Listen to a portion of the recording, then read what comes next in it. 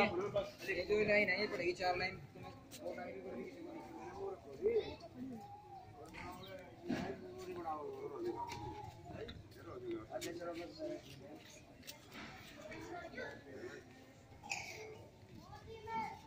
चला के भूल जाओ दी चल गए आज चलो ये सुनो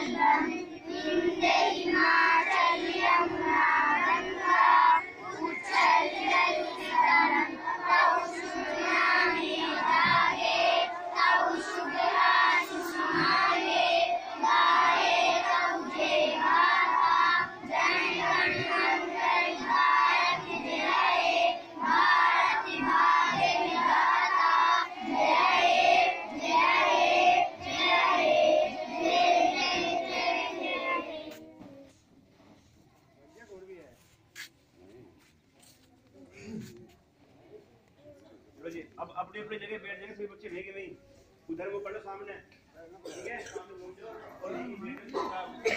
समझ गए?